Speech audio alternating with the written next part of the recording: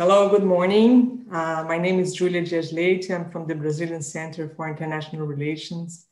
This event is in partnership with the Sustainable Development Solution Network and Colombian Global Center in Rio de Janeiro. It's a great honor to have here with us Jeffrey Sachs, Armínio Fraga, Emma Torres, and Giuseppe Borges for the debate today. I will pass now to Armínio to introduce Jeffrey and the topic, and then come back later for the open debate with all of you. Thank you. Armínio. Hi, hello, thank you. Delighted to be here at a CEBRI event with such distinguished partners. I'm delighted to welcome Jeff to Brazil, even if remotely. I've been fortunate to know Jeff for a long time. And I'll try to be brief, but it isn't easy to introduce him without stretching the time a touch. So as everyone knows, Jeff has had a long and brilliant career in economics, spanning theory, history, practice, policy, you name it. He has done path-breaking work in international economics, in development economics, in transition economics, on economic crisis and economic recovery, on health issues, sustainability issues, on foreign policy, technology, globalization, you name it. He has also always shown a very keen and sensitive eye to inequality, to poverty, and to all the social issues that at the end of the day are the reason why economists do things that matter. And in fact, if I had to briefly describe Jeff, just to wrap it up, I'd say Jeff is someone who cares. And he spends his life trying to make things better. And I think that in these days of the pandemic, in these days of threats to a lot of the things we value in life, Cara, alguém está me pedindo de abrir o vídeo aí. And in our case in Brazil, many threats. I'll stop here. I don't know what's going on with the system. Anyway, I pass the baton to Jeff, and I look forward to a good discussion, as always is the case when he is speaking. Thank you. Armínio, thank you very much. CEBRI, thank you for joining us today for our discussion. And Julia, thank you for hosting the gathering. I'm delighted to be with friends and to brainstorm. I'm not so delighted about the state of the world these days, either in the United States or Brazil or much of the world. Our two countries now are countries number 1 and number 2 on the death toll. This is really shocking and sad. And more than that, we're really living a parallel life right now, the United States and Brazil. I would say that in many ways, they're probably extremely similar and converging, and not necessarily in a happy manner. Both our countries are very badly governed right now. Both our countries are highly unequal. Both our countries are suffering from extreme bouts of populism in the leadership, which is extremely dangerous. I don't know what's happening, to tell you the truth, why it's so bad in the United States, and looking from a distance seems to be so in Brazil. The United States is in the worst crisis in our modern history, certainly since the Great Depression. Our democracy is teetering. Trump basically rules by decree. If you really trace how things work, there's almost no legislation at all. It's presidential orders. Turns out if you've run an empire for 75 years, you've put the word emergency all through your legislation. So we basically live on emergency rule, but for Trump, whatever comes to his mind is declared an emergency. And so it's basically autocratic rule and by an unstable, mentally disordered leader. And the result is we have 130,000 deaths and a soaring epidemic right now that is not in control in any manner at all. The latest data show that our so-called effective reproduction number, which measures the number of infections that each infected person passes along, is on the order of about 1.3 right now, which means a fulminant epidemic of rising deaths and infection everywhere. And Trump has succeeded in making things like wearing a face mask a highly political, ideological issue. It's a kind of madness that I've not experienced in my lifetime in the United States, where the right wing thinks that if you are told to wear a face mask, that's tantamount to a socialist revolution occurring. And the result is that the deaths soar without control. I've spent many months in lockdown trying to understand this pandemic and what's happening. I think the summary for me is that this is actually a controllable virus, and about 2 billion people in the world live in places where the virus is suppressed. In other words, where the pandemic is not continuing. This includes China, Taiwan, Korea, Japan, Australia, New Zealand, Vietnam. In other words, much of the Asia-Pacific region. It includes democratic governments, non-democratic governments, Anglo-Saxon type governments in Australia, New Zealand, Northeast Asian countries, Korea, Taiwan, China, and so on. So there's no simple consistency among these countries, except that they're doing normal things with normal public health, saying that people should not spread the disease. There should be contact tracing, testing, identification of people who are infected.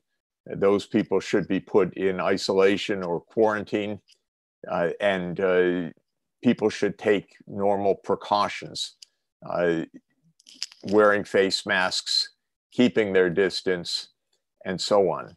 These countries have been using applications online to notify people of threats, to provide information. And by and large, the population listens. It doesn't rebel. You don't have leaders stomping up and down, calling this a hoax or attacking their enemies or blaming this on others. You just have governments going about their business, trying to stop the epidemic, provide public health, and restart the economy.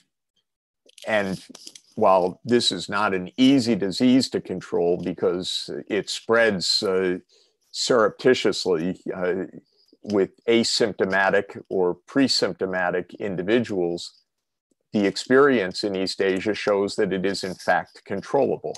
China proved it first because it had a full-blown epidemic and it stopped the epidemic. My country's so crazy right now that I said that in many op-eds, but I was called a liar, that I loved communism, that I sided with the enemy and so forth, because everything was political. It's very difficult to discuss facts right now. And of course, Trump makes that atmosphere more real because he's really a psychopath and absolutely amplifies that feeling. So the lesson is the epidemic can be controlled, but the second lesson is it's not been controlled almost anywhere in the Americas. And so what Brazil is experiencing is being experienced throughout the Americas, with the mild exception, I would say, of Canada, which has somewhat outperformed most of our hemisphere, but not by that much. So what is really happening in our countries? Well, I think it's clear, first of all, the leadership is disastrous, unscientific, anti-scientific, vulgar, populist, mocking the virus, every terrible thing you can imagine, which is the opposite of good governance. The three biggest countries in the region, the US, Brazil, and Mexico, all have presidents of the same kind right now, who have flaunted in a very public way their disdain for serious approach. It's shocking. Brazil has run through health minister after health minister. The United States does it more easily. We don't have, our whole country is just run by one man. We have a health minister, but we never hear from him. He was a corporate lobbyist before he came to government. He has nothing to say, no knowledge, so he's never in public view. The only one who is in public view is the president. Obviously, this is a human disaster as a person and as a leader for the country. So that's one point. But why this is the case is a puzzle for me. And it seems to me that it probably relates to a kind of disintegration of our social orders and our political systems over a longer period of time. I think a common aspect of the Americas is how unequal we are as societies and how that inequality is so corrosive of normal social functions, corrosive of politics, and so on. Sorting this out is not simple, but it is the case statistically and not self-evidently, but evidently, that high inequality countries are doing much worse in controlling this pandemic than more equal countries. It's not literally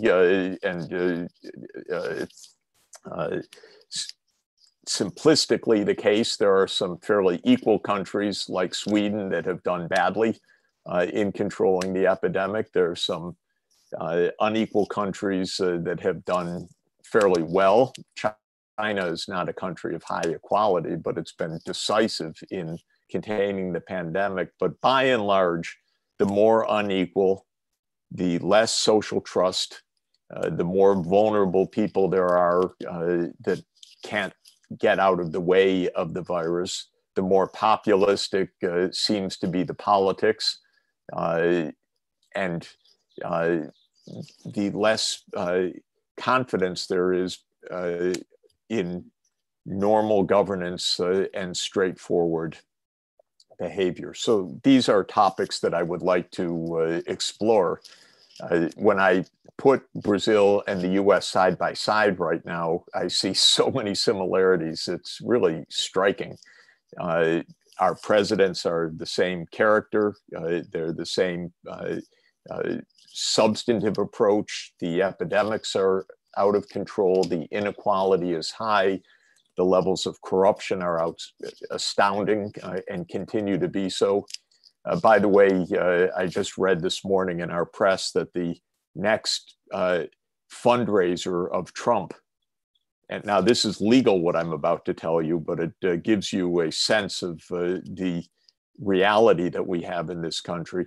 Trump is having a fundraiser in Florida this week where the couples pay $580,000 for the entrance to the dinner.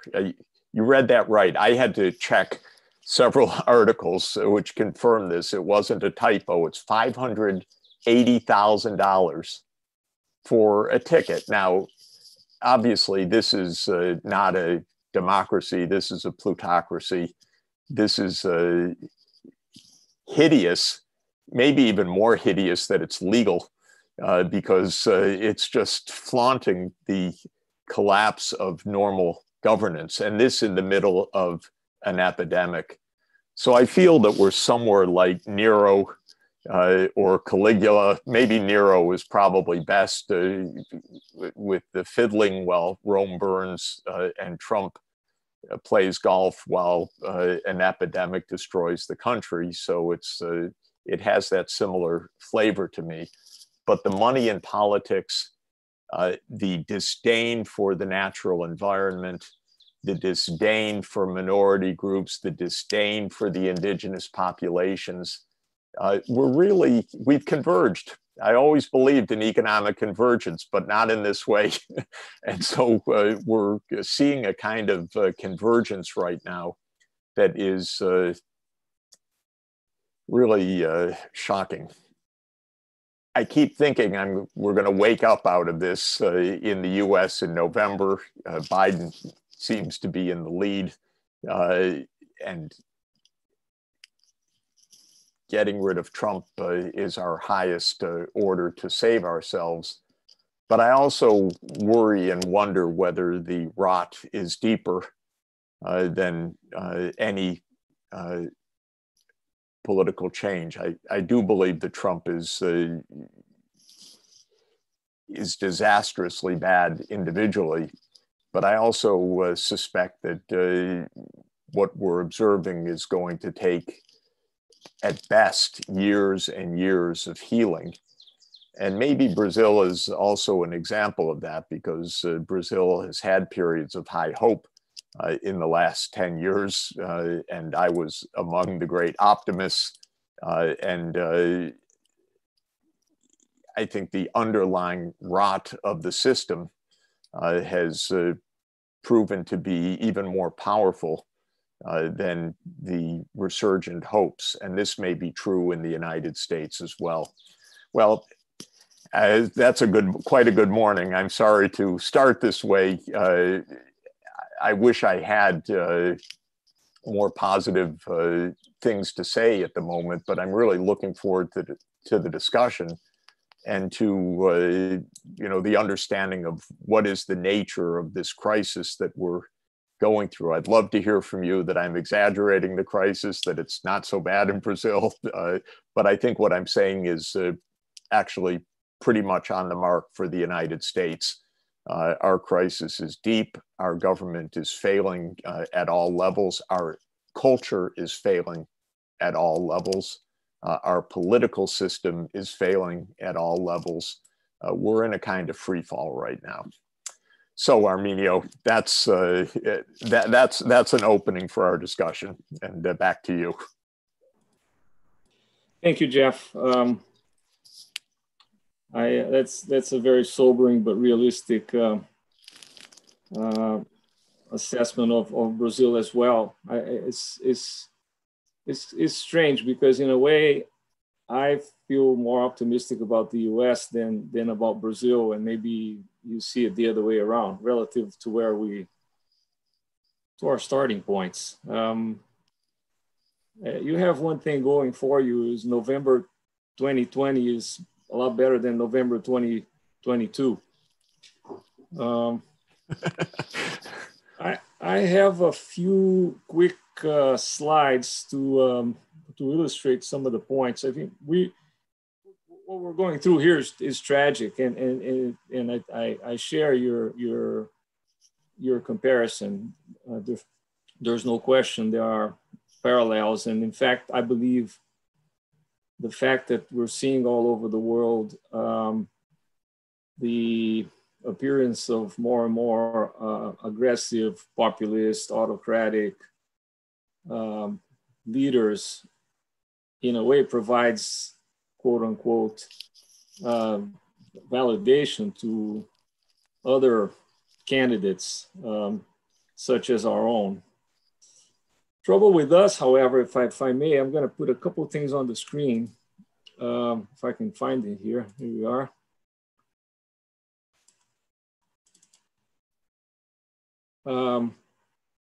And I'll use it, but pay more attention to me than to the screen, if you don't mind.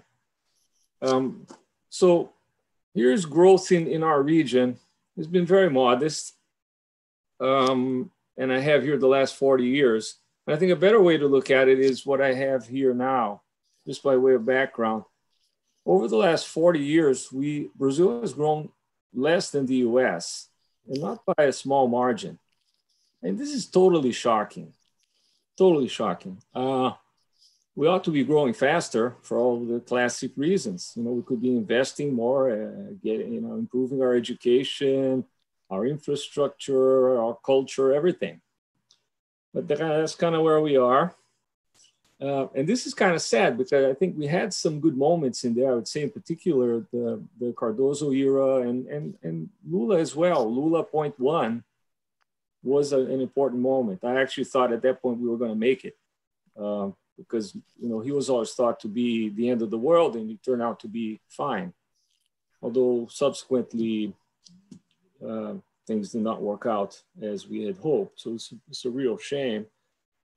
We have had a major collapse since 2014, and I put here a little table comparing Brazil to the rest of Latin America, and I am the first to recognize that this is not a very high bar.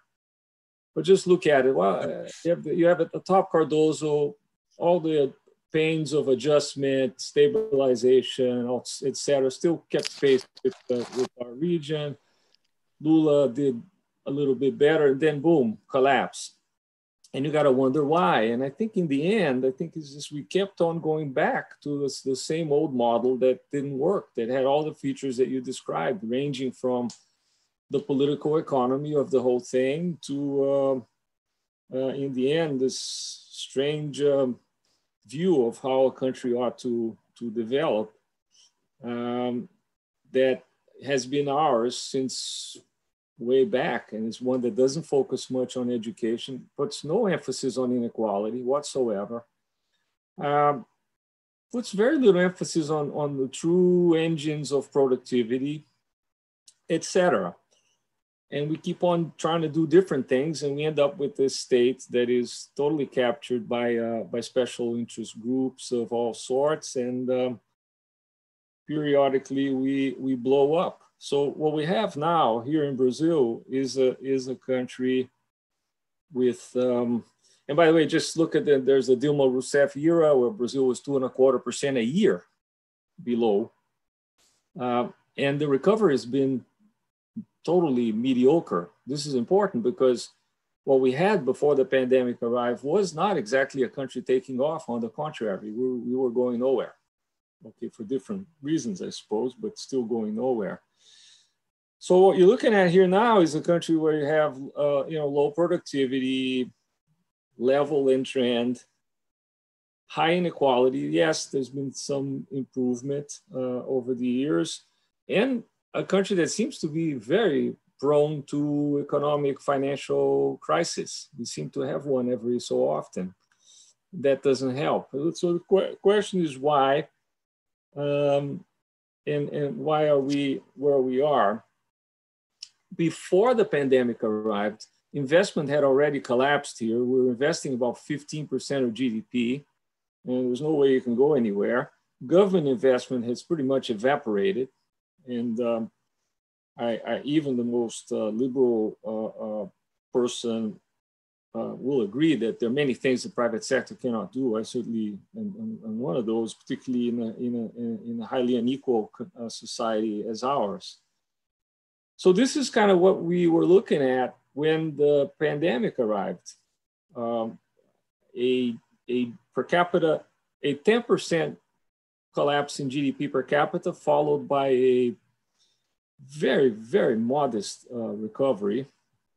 Because of course we know after you go so far down the hole, you usually bounce, and there was no bounce on a business cycle type of energy. Now, into this, we bump into the virus. By the way, the growth issues I will skip, but you can do all kinds of international comparisons. The World Bank, but a bunch of things have that range from standard capital, lack of capital, human capital, to I'd say deeper issues related to the rule of law, government effectiveness, corruption, you name it. So I'm skipping all this. Anybody who wants can find this in a lot of places. I have two good tables here, but I'll skip them. On inequality, just so we keep things in perspective, yes, there was some improvement. Poverty rates have gone down. There were very good anti-poverty programs, such as the Bolsa Familia, but we're still very unequal, number one. And number two, recently inequality has been going up again, which I guess comes with the recession, but it shouldn't. It should be going the other direction. I put here Germany, the US, so you get a sense of what we're talking about. And these are all after taxes and transfers.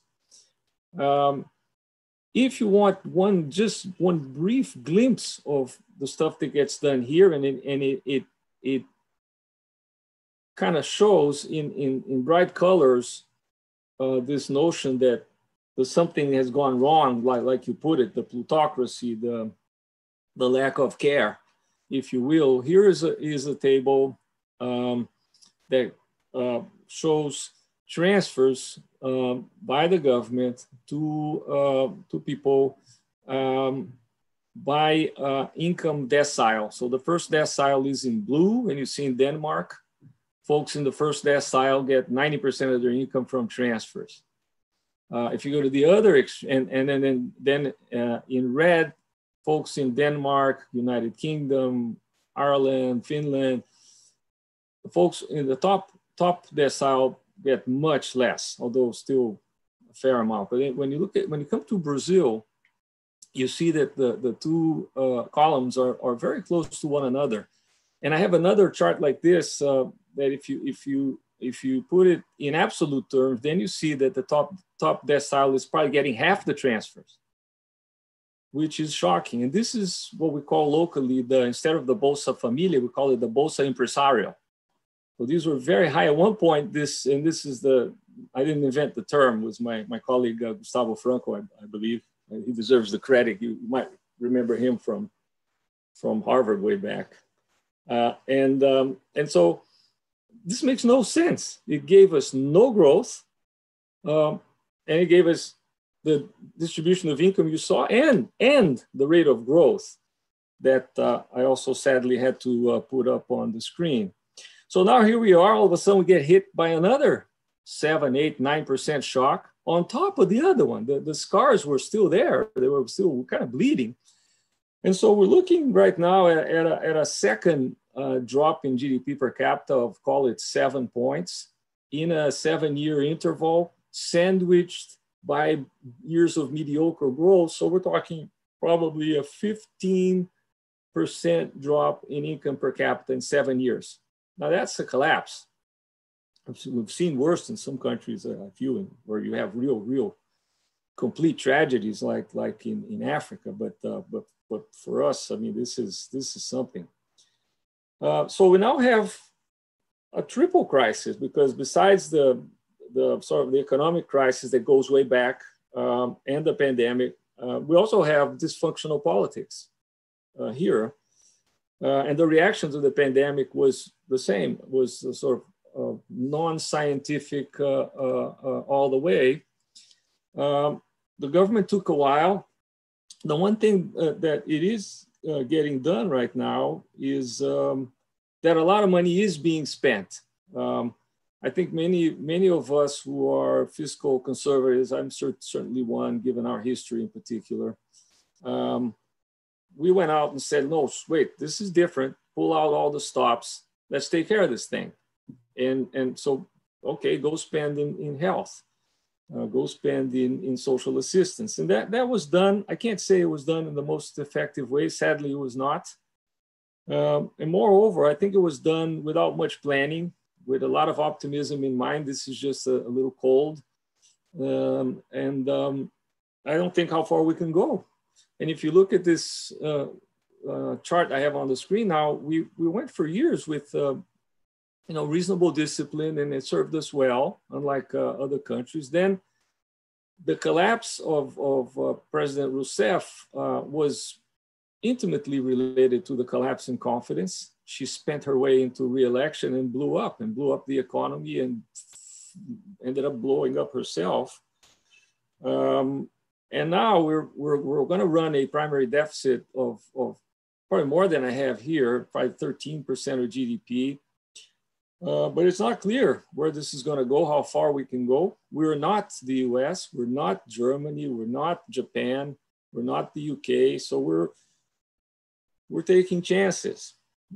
As is the case everywhere, the pandemic here has affected poorer areas. You got all the breakdowns, the bad breakdowns you get here, as you would expect, by schooling, by race, by income. It's a tragedy. So social support is needed, but how much and how are we to provide it? There are issues related to small and medium-sized companies, etc. So right now we're facing something we're kind of used to. We're seeing our government debt ballooning. And there's a debate going on here in Brazil. Many people think we can keep doing this. I don't, sadly. And if you look at the middle income economies, they all have interest rates that are much higher than, call it the US, Japan, Europe core. And moreover, the yield curves are steep, i.e. long rates are much higher than short-term rates, which are all, fortunately, very low. No problem with that, on the contrary. So, we got some work to do. We have a state that somehow ended up spending, Jeff. We collect about 1/3 of GDP in taxes. 80% of government spending goes to Social Security and the government's wage bill, 80. Now, sure, some of the stuff the government does is in the service sector, and you need people, but Brazil is a complete outlier on both accounts, and we're not a very old nation yet. So we have some work to do. We are, I feel, vulnerable. We have been doing a lot of silly things on qualitative matters that are so important: the quality of our democracy, the quality of public debate, what we're doing to ourselves in the Amazon. Here's a chart. Deforestation had been going down.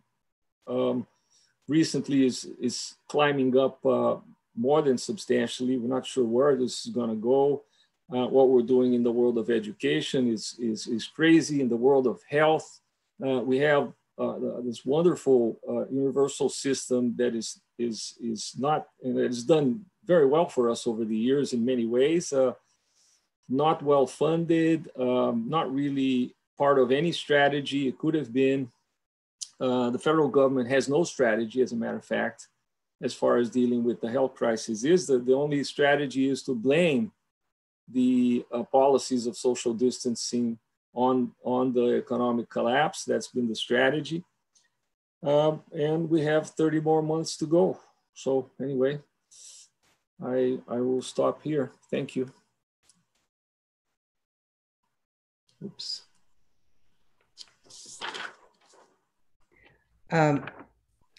Thank you very much. And I thank you very much for being on time, pretty much. And we have 10 minutes for a conversation between Armínio and Jeffrey. And I would suggest one question before we go to the section of questions, but I thought one of the participants wanted to ask, is there a light at the end of the tunnel? And I think in this we're going to have to go through a period of recovery, and the Secretary General is advocating for rebuilding better. So in that spirit, I would like both of you to comment. What is the light at the end of the tunnel? Jeff? Yeah, thanks, Armínio. Thank you for a great overview. And so many of those slides are exactly the US slides also, so it's quite stunning. And I agree with you also on the worries about fiscal policy. Right now, we have the same budget deficits between 15 and 20% of GDP. And you can kind of accept it, even though it's clear how poorly targeted it is and how much better it would be to control the epidemic than to be spending to compensate for a collapsed economy. But I also worry that even in the US context, which is financially a lot stronger than the Brazilian context, that this is going to weigh very heavily in the future. And when sentiment changes and interest rates start rising, then when you have debts at these levels of GDP, they become an incredible burden and a drag for another 10 or 15 years. So it's not really such a good answer to ignore the epidemic and try to spend one's way through it. Not only does it not work, but the shadow for the future is very, very heavy. I think when you said that there's this tendency to return to the same old model, this is also really the point. And I think that there are two fundamental elements of the Brazilian model, one difference with the US, which is quite deep, and then really the puzzle and the way forward. But the two fundamental parts of both Brazil's history and US history is a long history of deep inequality. After all, we were both countries born in slave-based commodities, in conquest, in racial politics and the like. And the legacy of that is absolutely in front of our eyes every day. The second point of similarity is that we were both, at least seen from the conquerors as open continents for exploitation. So the idea of commodity exploitation is also part of this deep tradition. Brazil has had, I don't know how many, but a dozen or more commodity booms throughout history. And the United States is a commodity country as well. And Trump's dream still is a petro boom. We're a petro state through and through. So this is also similar. Where the US differed from Brazil was there was a third dimension to the US, and a very incredible one, which was the technology and science and education dimension. And so the US tradition combined huge inequality, racism, discrimination, slavery on the one piece. Second was a commodity-based economy, but third was a high-tech economy, which for 80 to 100 years led the world actually in technology. It's no longer so dominant, though it is still obviously a leader. And it's a little bit of a puzzle how this is, because a lot of American culture is not scientific. We have a third of the population, which is quite radically anti-science. The Republican Party as an organized political movement is aggressively anti-science because it's aggressively pro-pollution and fossil fuels. But it probably was to an important extent, actually, the immigration culture, which attracted waves of scientists and engineers and people who aspired to be that. I don't really understand it entirely. I recently looked at one of the formative technology moments of history, the Manhattan Project in the United States. And every single leading scientist was an immigrant. Of course, they were refugees from Hitler Germany. And so there was this mass infusion of the world's top engineers that came to the United States. And they didn't represent general culture, but they represented scientific excellence. And that got embedded in our universities. And the university industry complex created waves of technological advance. Brazil in general has not had that, though it has pockets of it. And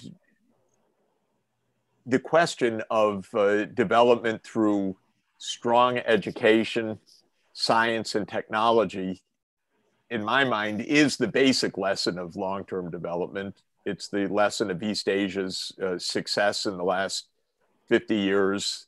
It's been a missing piece in Brazil. There are pockets of it, even in places I didn't really imagine, but I did a project recently on behalf of the Coffee Producers Federation of Colombia, which wanted a world look at the coffee industry. And Brazil, of course, dominates the world coffee industry, but not simply naively as a commodity boom, but as a quite scientific enterprise. Productivity is extraordinarily high in Brazil, and there have been decades of innovation and science-based development in the coffee sector that enable this kind of dominance.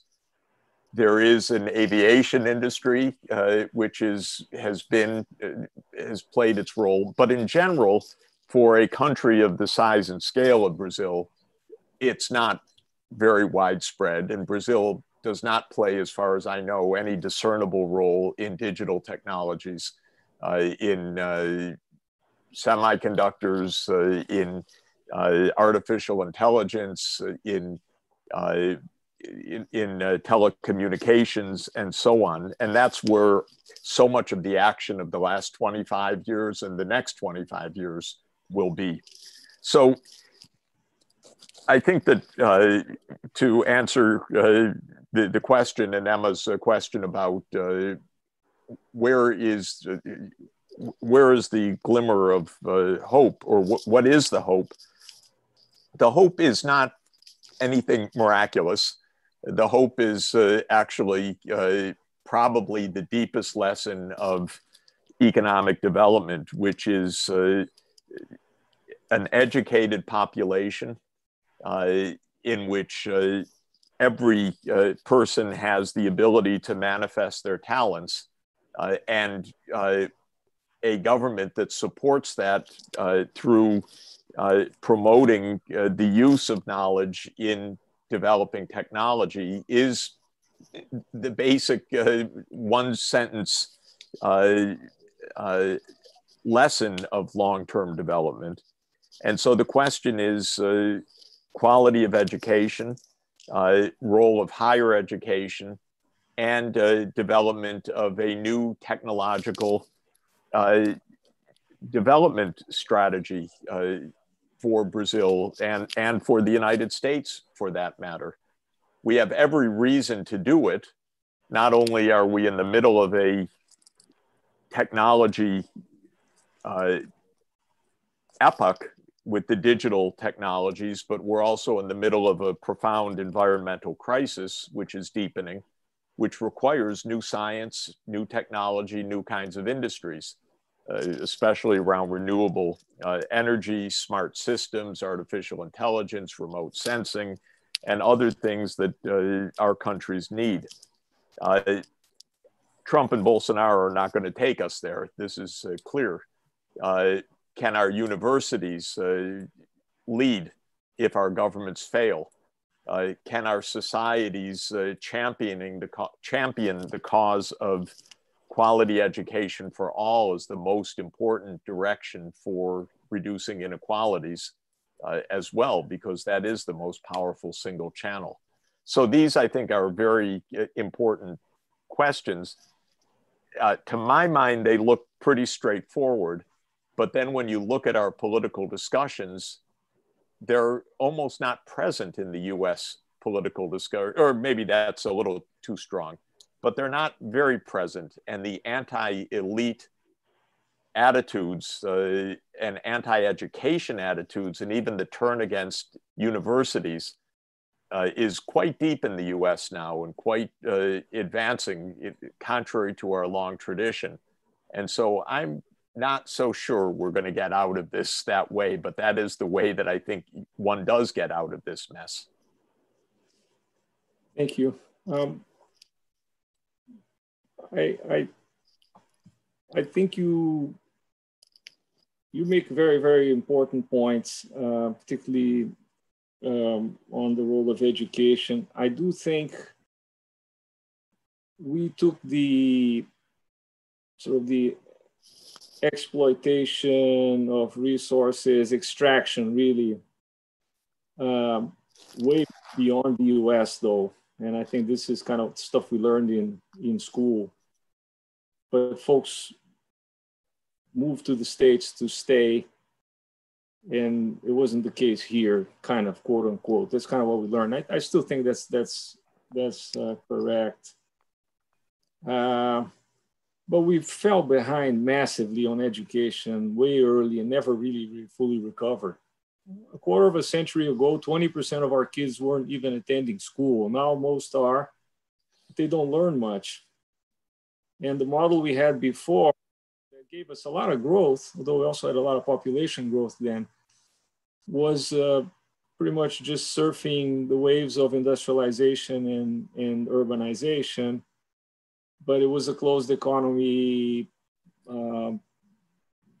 model with no focus on inequality, with no focus on productivity also. We do have pockets of success, particularly in natural resources, but the rest, I mean, it's questionable and it shows. And I'm not sure where we're going to go. I worry in the US. I read a couple, 3 years ago, or maybe more, this book by Diane Ravitch, The Rise and Fall of the Great American School System. And I worry about the US when I hear that. I also worry about the decline in soft power as it relates to all kinds of things, including China. You know, I think the only chance we have of seeing China grow up well as a decent citizen of the planet is if it has in the US a place where people want to go to. That was always the case. People wanted to go to the States. See, one thing that makes me very sad about Brazil is folks are leaving Brazil right now, and in fairly large numbers. So, you know, those are not very positive forward indicators in the end for us. But I think at some point we're going to have to do more in the world of education. We seem to deal with it poorly. Brazil does spend as a proportion of GDP, spends a fair amount on education. Of course, our GDP is lower than the US is, so we ought to spend more. But then, should we spend less on? In the end, is an issue, and we can't seem to get our priorities straight. Our so-called elite, they were very happy to jump into bed with Dilma Rousseff and that old failed model. They're very happy to jump in bed with Bolsonaro. Many. And so I'm not so sure who we can count on. My hope, just to finish, comes from the fact that our institutions are resisting reasonably well. They're being assaulted every day, from big things to little things. I'll give you an example of a little thing, quote unquote. This government has now authorized the sale of bullets, guns that are not, marked. So like bearer bullets. Think about that. I never thought in my life that I would be paying attention to this, but this just happened. So, I still think we're going to resist, and we have enough of an institutional infrastructure, but we're wasting precious time. We're taking a lot of risks, and we're going to need more. The other thing, we still have freedom of the press. And I'm excited about younger people jumping into politics as well. So not to end on a very sour note. Emma, thank you. Thank you very much. Yes, there's a lot of young politicians in Brazil that are very active, and that's a sense of hope. I'm going to ask José Pio, the president of CEBRI, to ask the first question, and then we go to the participants. Yeah, Professor Jeffrey, you picture a very bleak overview of the US and Brazil, rightly so in my view, at least until the elections. I wonder what you think about what's going on in Europe. I mean, Prime Minister Boris Johnson last week announced mentioned FDR, program of investing in not only in helping the people who were unemployed and the people who were suffering from the pandemics, but also investments in infrastructure and so forth. Even Germany seems to be a little more flexible regarding their very orthodox views from the past. I wonder if in Europe, there's this concern about the debt to GDP ratio, it's more focused on the denominator and not the numerator. In other words, to recovering instead of a more fiscal view of the years after the pandemic. Is there any relevant difference between what's going on in Europe and what's going on in the US? Thank you. Thanks very much, Jose.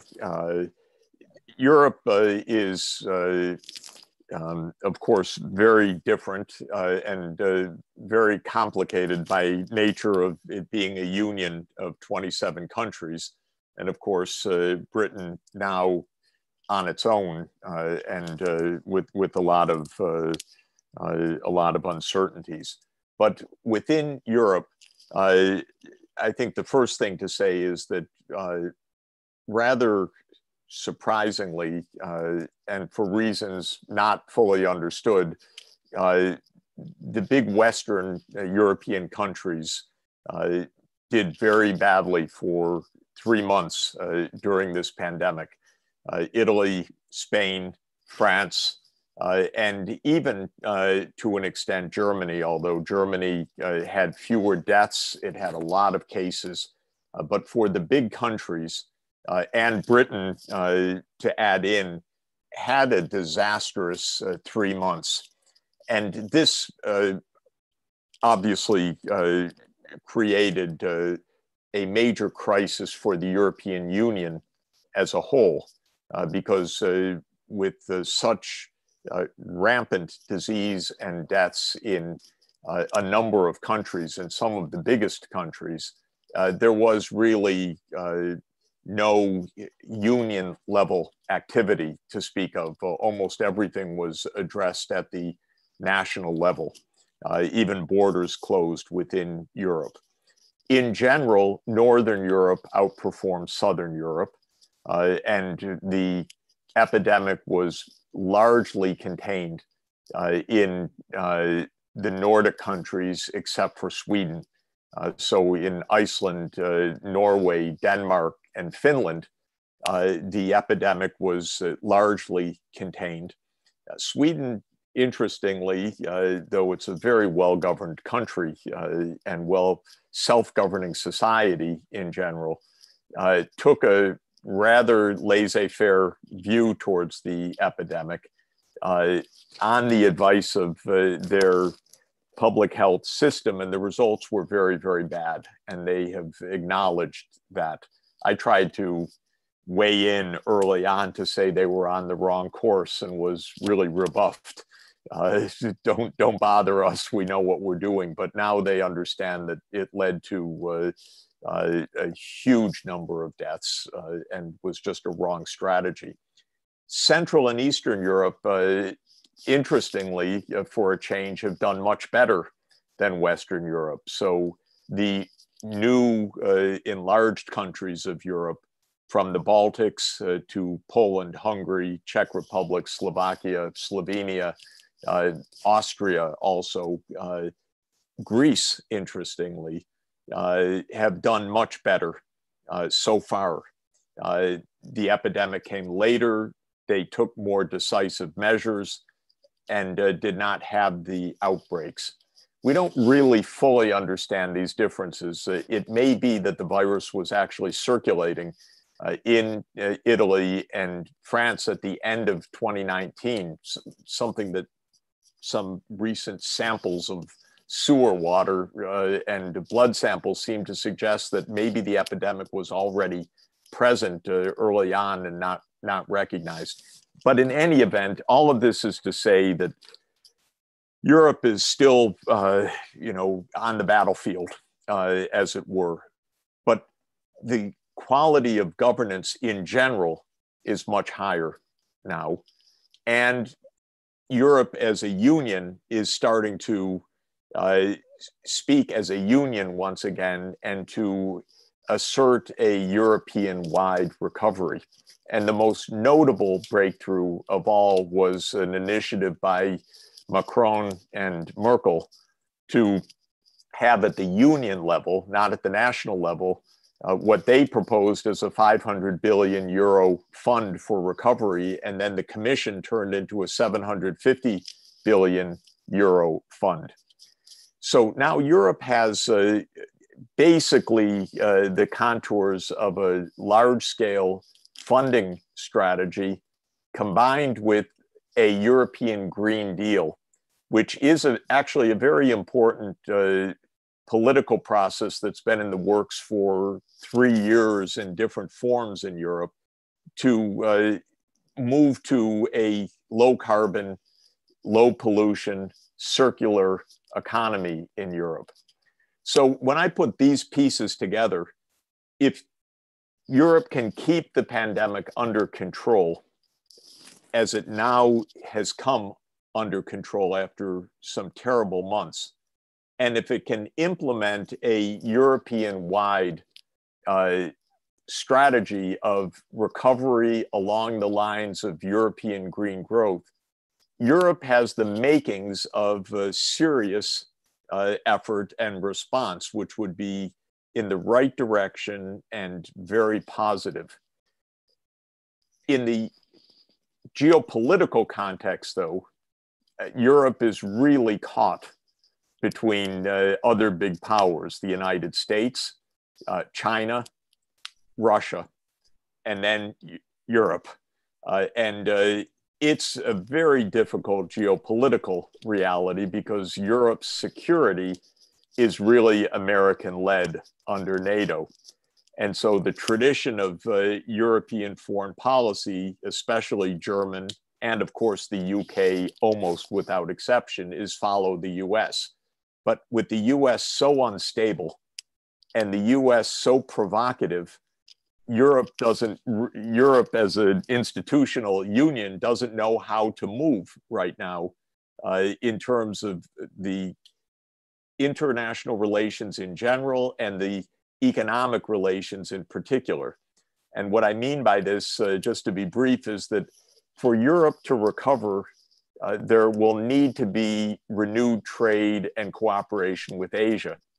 The United States, and by that I mean Trump and his cronies, are actively promoting a deliberate containment or Cold War policy against China.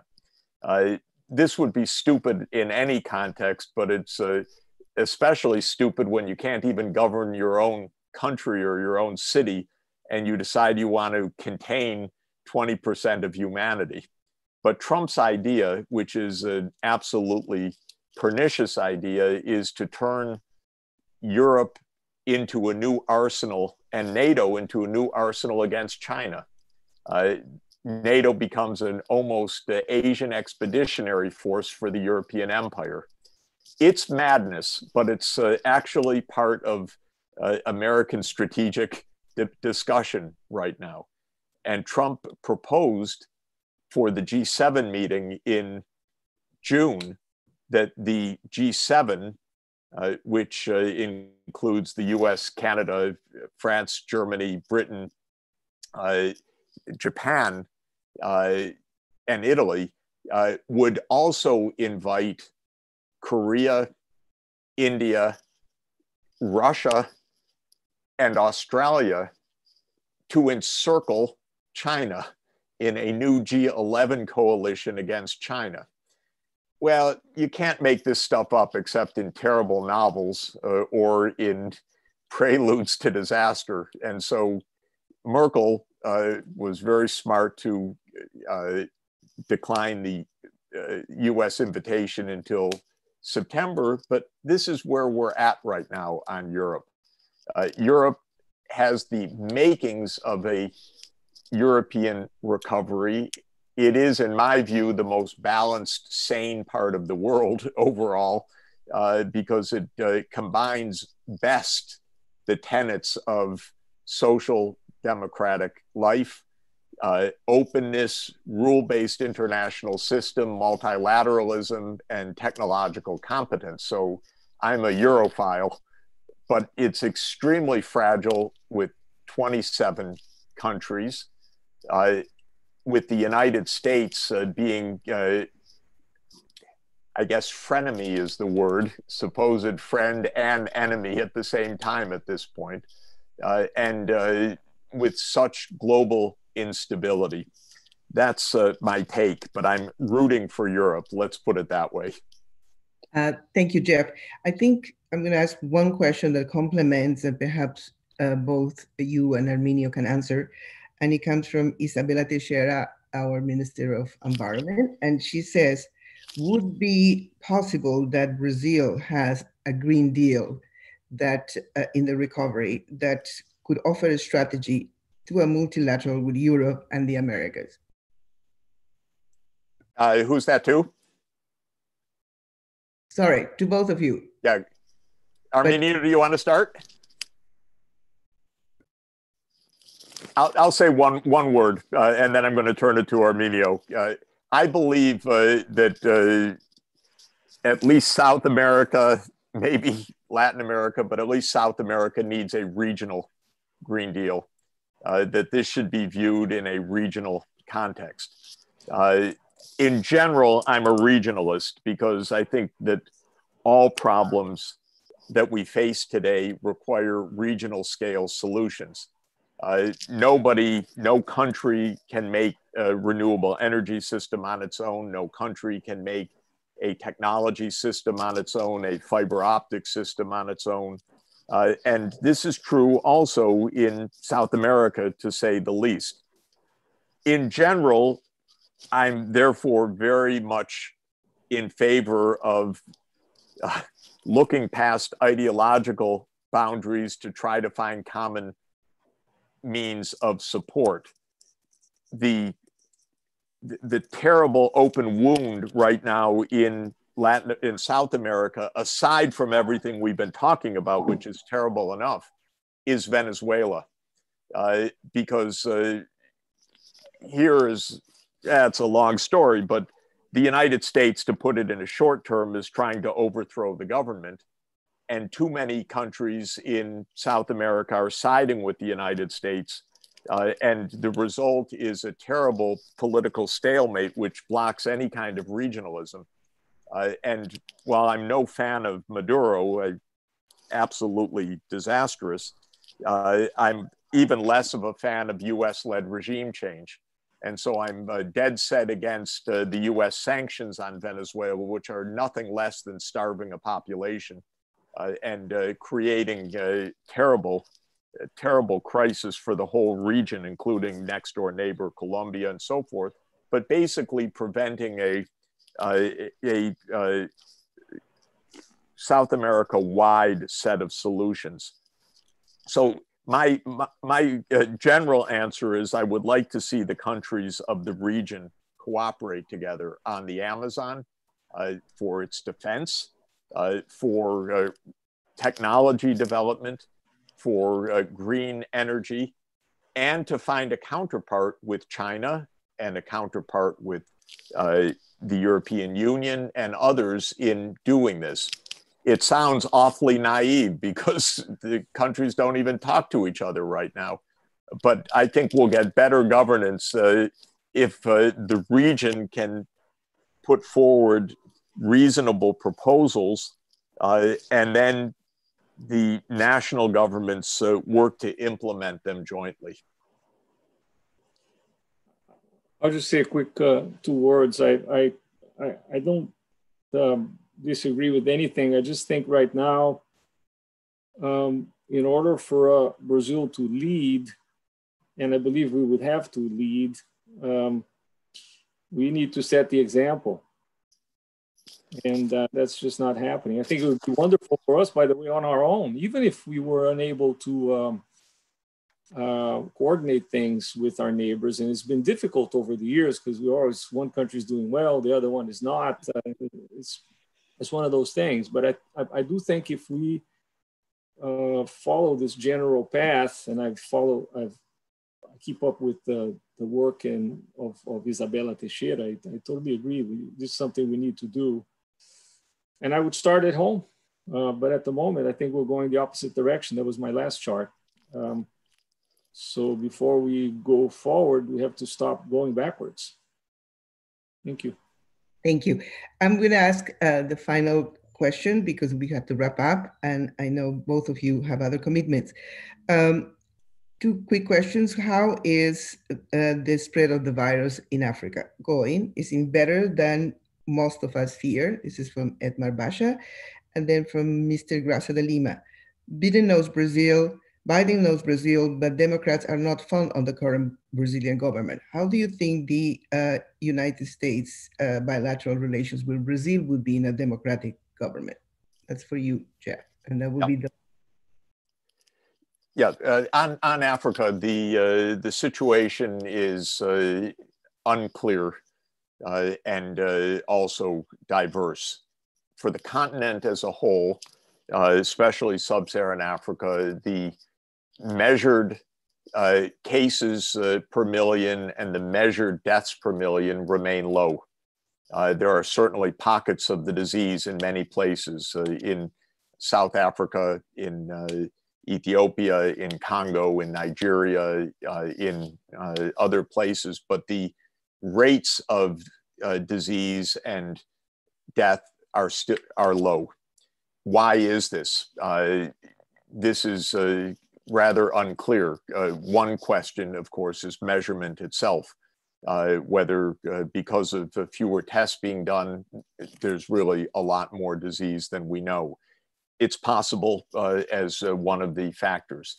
A second is the relatively later arrival of the virus, because of course the virus was transmitted to places with more travel first, and to bigger transit centers.